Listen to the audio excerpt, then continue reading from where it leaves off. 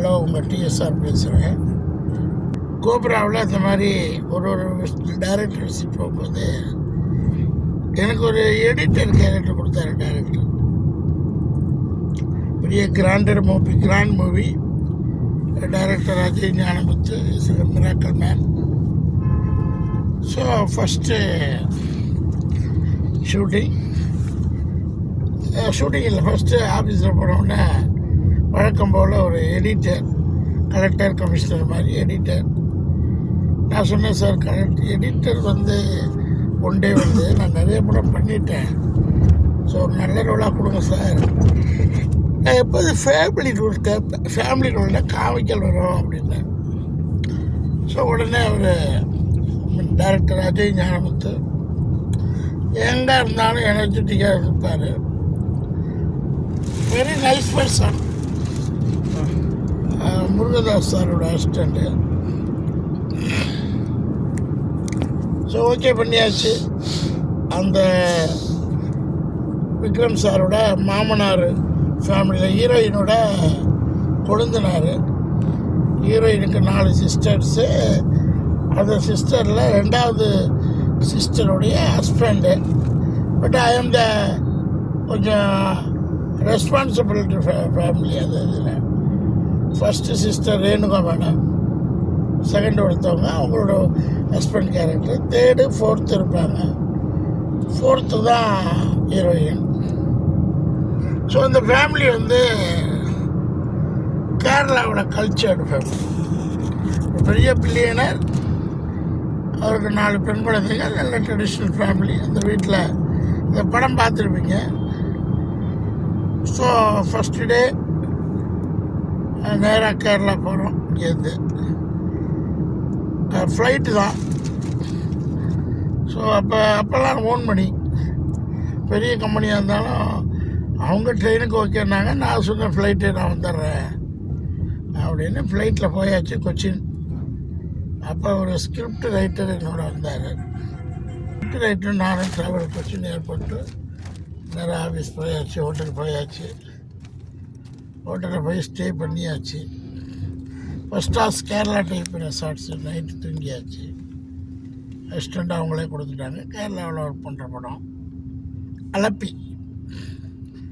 காலையில் கொச்சின்லேருந்து அலப்பி போயாச்சு. காலையில் மார்னிங் அலப்பி போனோடனே இந்த ஃபஸ்ட்டு டே ஷூட்டு சாங்ஸ். அந்த சாங்ஸுக்கு டைரக்டர் அண்ட் டீம் எல்லாம் ஒரு 100 பேர் கிளம்பி போகிறோம். 150 பேர் மாஸ்டர்ஸ் எல்லாம் சேர்ந்து ஒரு 150-200 பேர் கப்பலுக்குள்ளே. அந்த அலப்பியில் போனீங்கன்னா போட் ஹவுஸ் மாதிரி போட் இருக்கும். கப்பலுக்குள்ளே தான் எல்லா சாங்ஸும். ரொம்ப பியூட்டிஃபுல் சாங்ஸு. அருமையான ட்ரெஸ் கோடு.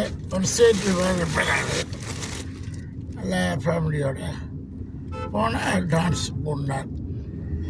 அப்போ அந்த ஷூட்டு 3 நாள் முடிஞ்சுது. அதுக்கு முன்னாடி ஒரு நாள் சொல்ல மறந்துட்டேன். ஷூட் முடிஞ்சுது. 3 நாள்னா பிரம்மாண்டம்.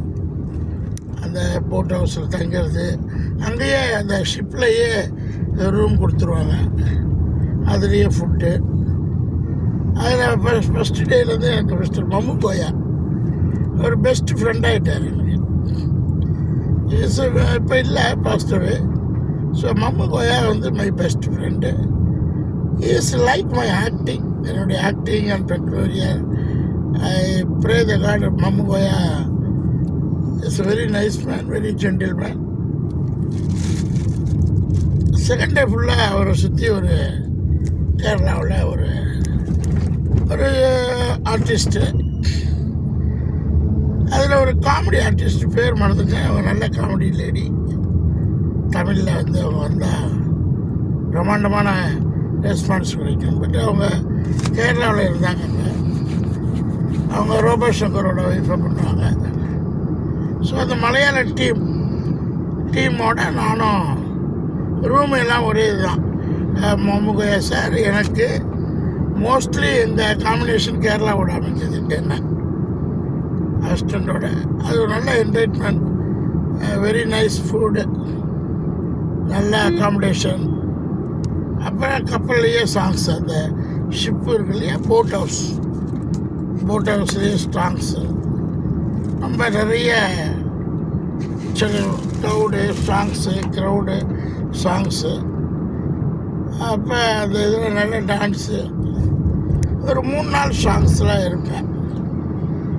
பட் படத்தில் இப்போ படத்தில் ஒரு ஷார்ட் தான் வந்திருப்பேன், ஒரே ஒரு ஷார்ட்டு, அது தெரியல. பட் 3 நாள் அங்கே ஒர்க் பண்ணோம். ஃபுட்டேஜ் நலன் கருதி அது கட் ஆகிடுச்சு. ஸோ 3 நாள் சாங்ஸு, ரொம்ப பியூட்டிஃபுல்லாக டான்ஸு. விக்ரம் சாருடைய அந்த சாங் பேர் என்னென்னா, மலையாளத்தில் வரும், அது மலையாள சாங்ஸ், துள்ளி துள்ளி அப்படின்னு வரும், ஸ்தூபியா துள்ளி துள்ளி. அந்த Vikram songs, Vikram and Aditi songs ஃபேமிலியில் ரொம்ப எடுத்தாங்க. எனக்கு தெரிஞ்சு என்னோடய ஃபுட்டேஜே அதில் 7 to 8 minutes வந்திருக்கும். சாங்கோட ஃபுட்டேஜ் 3 minutes 4 minutes. அதில் ஒரு 1/2 minute நான் தெரியுவேன் ஷூட்டிங்கில். ஸோ ஒரு இன்ட்ரெஸ்டட், அதாவது ஒரு 3 நாள் நடித்து ஃபுட்டேஜில் ஒரு ஷாட்டு கூட வர்றதுக்கான சூழ்நிலை கிரியேட் ஆகலை. இதான் நடிப்பு. ஸோ நீங்கள் வந்துட்டீங்கன்னா நடிச்சிங்கன்னா ஸ்டார் ஆகணும்.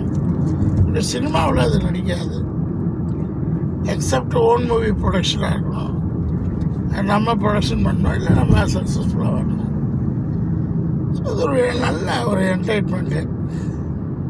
3 நாள் சாங்ஸு, ரொம்ப பியூட்டிஃபுல் சாங்ஸு, அது நல்ல பேர் பிடிச்ச சாங்ஸு. அந்த சாங்ஸில் முழுக்க அதோடய பேச்சுவர்க்கு கூட மறுபடியும் சென்னையில் வந்து டைரக்ட் பண்ணார். அவர் டண்டன் ஸ்டார் சொல்ல மாட்டார், டியூஎன்னா டுண்டுன் ஸ்டார் அப்படிம்பார். Ajay Gnanamurthy is very nice person. So அதுதான் Demonte colony 1 and 2 2 hit movie கொடுத்தவர். கோபுராவில் அடுத்த நாள் என்ன ஆயிடுச்சு, ஃபஸ்ட்டு டே கேரளாவில் அம்பலப்புழா ஆயர்பாடி அந்த ஊரில் ஃபஸ்ட்டு டே கோயிலில் தான் ஃபஸ்ட்டு டே எல்லாம் மீட் பண்ணுறோம். அப்போ அந்த சாங்ஸோட அந்த ஸ்டார்டிங் சொல்லுவாங்க கியூ. அப்போ அவரை பொண்ணு பார்க்க மாப்பிள்ளை நிச்சயதார்த்தம் வராங்க, ஐயர்ஸு எல்லாம் இருப்பாங்க கோயில். அப்போ அங்கே பாயாசம் கிருஷ்ணனுக்கு ஃபேமஸ்ஸு. நான் குருவாயூரில் 2 தூக்கிட்டு காலையில் வருவார் அந்த ஊரில். அது அந்த ஊர் கேரளாவோட கல்ச்சர் படி அந்த இடத்துல பாயாசம் சாப்பிட வருவாராம் கிருஷ்ணன். அதனால் அந்த ஊர் பாயாசத்துக்கு ரொம்ப ஃபேமஸான ஊர், அம்பலப்புழான்னு நினைக்கிறேன், கண்ணன் ஊர். அந்த ஊரில் தான் ஃபஸ்ட்டு டே எல்லாம் போய் ரீச் ஆகிறதுக்குள்ளே 11-12 ஆச்சு ஃபஸ்ட்டு டே. அப்போ நான் கலராக ஷர்ட் போடுவேன், டபுள் கலர் ட்ரிபிள் கலராக வேஸ்ட்டு. அந்த ஃபோட்டோஸ் எல்லாம் இருக்குது, அதெல்லாம் நீங்கள் போட்டு காமிக்கலாம். ஸோ அந்த சாங்ஸுக்கோட கியூ ப்ளஸ் அந்த நிச்சயதார்த்தம், அந்த பொண்ணு மாப்பிள்ளை வந்து ரியாலிட்டியாக இருக்கும். சினிமாவில் சில பெரிய படங்களில் பார்த்திங்கன்னா செலவை வந்து பெருசாக எடுத்துக்க மாட்டாங்க. they are giving a very big money for productions. அந்த 3 நிமிஷம் அந்த கியூ நிச்சயதார்த்தம், ஐயர்ஸு, அந்த கேரளா ட்ரெடிஷ்னல் எப்படி இருக்குமோ அதே கலாச்சாரம் முடிச்சுட்டு அப்படியே சாயந்தரம் போச்சு, நைட் வரலையும் போயிட்டு அப்புறம் தங்கறதுக்கு பார்த்தோம்னா ஹோட்டல் இல்லை, ஹோட்டல் கொஞ்சம் லாங் டிஸ்டன்ஸு. அப்படியே நைட்டு 1 மணிக்கு வந்து 1:30 மணி ஆயிடுச்சு. அப்போ திடீர்னு ஒரு 5 ஸ்டார் ஹோட்டல் கிடச்சிது. அந்த ஹோட்டலில் தான் ரூம்ஸ் வேறு எங்கேயும் இல்லை.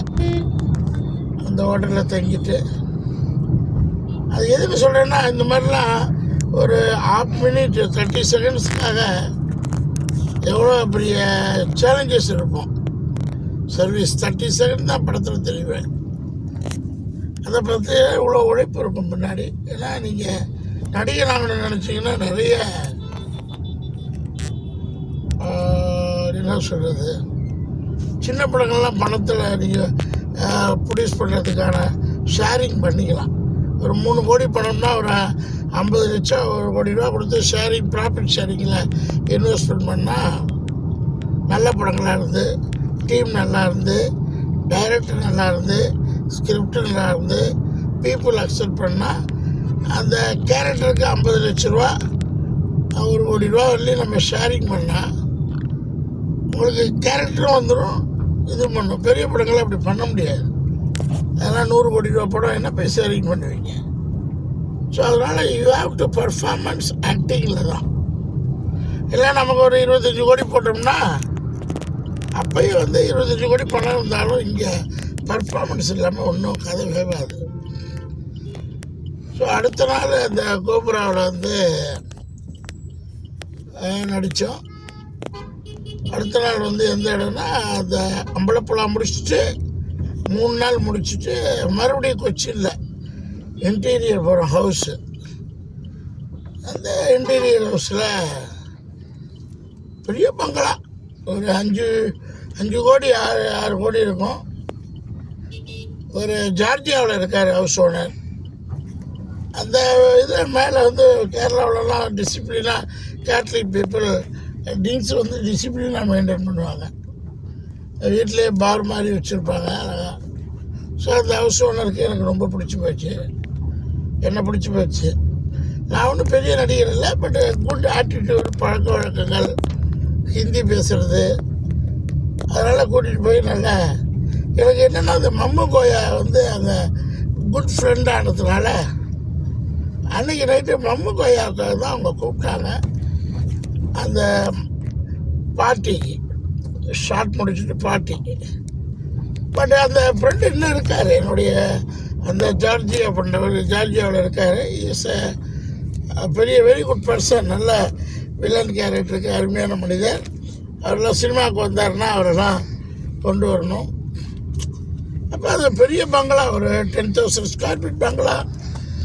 அப்புறம் மம்முகோயாவோட சேர்ந்து நாங்கள் எல்லாம் அப்போ தான் சாப்பிட்டோம். அதுக்கப்புறம் மம்முகோயா நிறைய ட்ரிப்பு இன்வைட் பண்ணார். பட் என்னால் கேரளா காலிக்கட் போக முடியல. பட் அன்ஃபார்ச்சுனேட்லி இது என்ன பண்ணுறது. அப்புறம் ஃப்ரெண்டு இருக்கார் துபாயில், மம்முகோயாவோட வெல்விஷர். ஸோ அவரு கூட இருந்து அப்புறம் பார்ட்டி முடிச்சுட்டு அடுத்த நாள் அந்த வீட்லேயே ஒரு அருமையான பியூட்டிஃபுல் பந்தக்கால் விடுறதா இருக்கட்டும். அப்போ தான் விக்ரம் சார் முதல் நாள் 18 hours ஃபைட்டு, அந்த பெரிய ஃபைட்டு. அந்த ஃபைட்டை முடிச்சுட்டு அந்த இடத்துக்கு ஆக்டிங் பண்ணுவார். ஸோ அப்போ தான் விக்ரம் சாரோட செல்ஃபி எடுத்தேன். அப்போ தான் ஃபஸ்ட் டைம் விக்ரம் சாரோட செல்ஃபி. அதுக்கப்புறம் விக்ரம் சாரோட அடுத்த 3 நாள் கோபுராவில் பியூட்டிஃபுல் ட்ராமா. எப்படின்னா நான், Vikram sir, Robo Shankar, Srinidhi, KGF heroine. So KGF heroine இந்த பக்கம் பார்த்தீங்கன்னா ஆதிக்க ரவிச்சந்திரன் ஒரு கேரக்டர் பண்ணியிருந்தார். அவரும் ஒரு சின்ன கேரக்டர், பெரிய நடிகர் கூட சின்ன ஆர்டிஸ்ட் கூடயும் ஆதிக்க ரவிச்சந்திரன் நடிப்பார் என்னோட. ஸோ ஆதிக்க ரவிச்சந்திரன் நடித்தார் எங்களோட. இன்னைக்கு இது ஒரு நல்ல ட்ராமா, நல்லா இருக்கும். நான் எல்லாம் ஆல் பிளே, நல்ல ட்ராமா. அது நம்ம சென்னையில் தான் எடுத்தோம், அடையார் பின்னாடி பெசன் நகர் ஏரியாவில் எடுத்தோம் ஃபஸ்ட் கிளாஸ். ஸோ 7-10 நாள் very very beautiful journey with acting, with friends. Vikram sir என்ன கண்ணு தொடர்ந்து கிள்ளுவார், வெரி க்யூட் பாய் அப்படின்பார். அதுக்கப்புறம் அவரோட நடிக்க அடுத்தடுத்து இப்போ நான் போகலை, கண்டினியூட்டி கொடுக்கல பெரிய படங்களுக்கு. ஏன்னா பெரிய படங்களில் கண்டிப்பாக எனக்கு கேரக்டர் இருக்கும், அது ஹைடெக் கேரக்டராக இருக்கும். இப்படி நல்லா நடித்தோம் அருமையாக. அந்த ட்ராவல் ஒரு 7 to 8 days இந்த கோபுரா அது டிலேட்டே சீனில் கூட 2-3 சீன் இருக்கலாம். படம் ஃபுட்டேஜில் நிறையா இருக்கிறதுனால சில சீன்ஸ் எல்லாம் தவிர்க்க முடியல. அவங்க எதில் போட்டிருக்காங்கன்னு தெரியல, அது பார்க்கணும். ஸோ இந்த ட்ராவலிங் வந்து ஒரு ஜாலியான ட்ராவலிங். மேனேஜர்ஸ் வந்து நமக்கு தெரிஞ்ச மேனேஜர்ஸ் 2 பேரும். அடுத்த ரெகுலராக படம் கொடுக்குற மேனேஜர்ஸ் வெங்கட்னு ஒருத்தர், இன்னொருத்தர் ஜோயல், எக்ஸிக்யூட்டிவ் மேனேஜர்ஸ். பட்டு அது மாதிரி டைரக்டர்ஸு டீமு எல்லாம் நல்ல டீம். அது அஜய் ஞானமுத்து டீம் வந்து it's a very hard work ethics team. Demonte colony 2 அந்த மாதிரி. ஸோ அந்த படத்தோட ட்ராவல் நல்லா இருந்துச்சு, தான் இருந்துச்சு. பட்டு இல்லைன்னா நீங்கள் வந்து ஒரு கேரக்டர் அப்படின்னா தொடர்ந்து படம் பண்ணணும். ஸோ இவ்வளோ கஷ்டம் 10 நாள் 12 நாள் நடித்து பெரிய ஹீரோக்கள் படங்களில் ஜொலிக்கணும்னா அதுக்கு ஒரு பிராப்தம் வேணும். ஸோ அந்த மாதிரி வந்தது தான் கோபுரா.